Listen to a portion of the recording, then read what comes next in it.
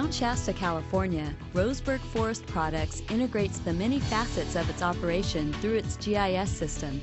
The GMS-2 is revolutionizing their work.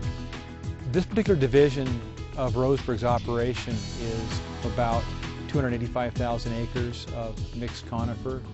We harvest somewhere between 60 and 70 million board feet a year. The field work is typically the beginning of the GIS work, and the GMS is going to be indispensable with regard to that work. In the past, the way we have put the roads and the streams and the property lines on the map, it's been by just drawing it in by hand with a good educated guess. Many of our harvest units are keyed to the roads, and the roads serve as boundaries. So if you don't get your roads right, your harvest units aren't going to be right either.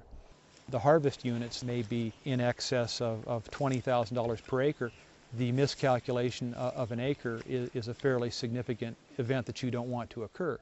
Our base layer is not as accurate as it needs to be to build everything else off of it. And the layers I'm talking about are property lines, roads, and water courses. Those are our primary layers that everything else in forest management is built off of.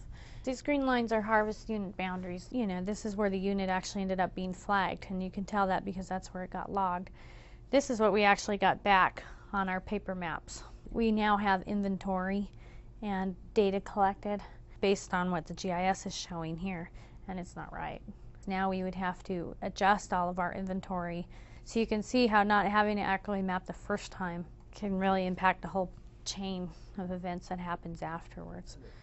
I've been really wanting an accurate GPS unit because I get that precision and I can trust that precision every single time. With the GMS-2, I'm able to get a fix in some of the worst of conditions within, easily within 10 feet, in many cases to within a foot. I would imagine due to the use of the GLONASS satellites. Once we have those points located into the GPS, then we'll go back to the office, download those, make the corrections into the base map if we have to, and accurately record the shape of harvest units. At the very minimum, the THP field foresters who initiate a lot of the work, each one of those would definitely need to have one. The 4 segments of our operation, planning, environmental, operations, and acquisitions, the GMS-2 is going to be able to help those people a tremendous amount. My job is to basically make sure all the environmental requirements that we have are fulfilled before the guys go in and set up their timber harvest plans and we start cutting trees. The state has a database with UTM coordinates for lots of different species. I can download that information to the GMS-2, walk right out to the woods, walk pretty much right to that spot. The first thing we did this morning was set up a camera station for forest carnivores. We went out, found a survey point, and put up a remote triggered camera. When the animal comes in to check the bait, it triggers a camera. In terms of data collection, the ability to store text with a location is great. The other thing that I think is really handy is having an actual digital location tagged to the photos. You know exactly where that photo was taken.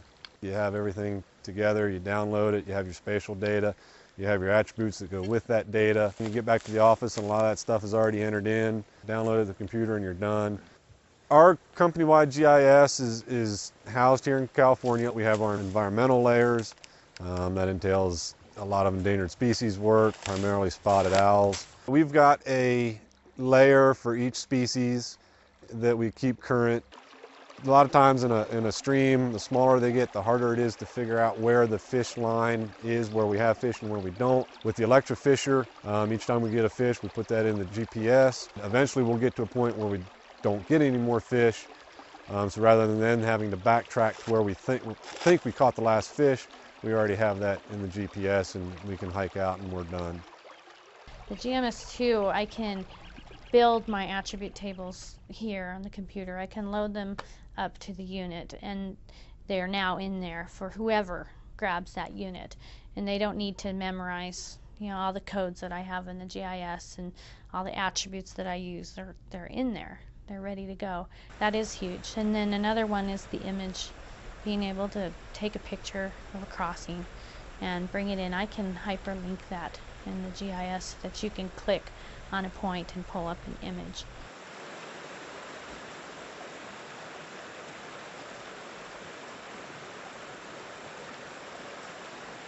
One of the major features is the integration of the database and the imaging with the GMS-2. It's just not a GPS data collector, it's so much more.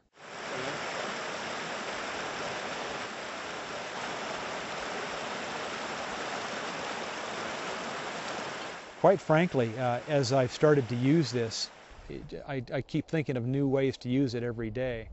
So in that respect, it's been something that we've really wanted to have. I think it's going to impact the company in just about every department in the police and forest management. One on each desk. You know, I mean, I think if once people get comfortable using it, I don't see a single department that wouldn't be able to use the GMS-2. That's as simple as it is. Yeah.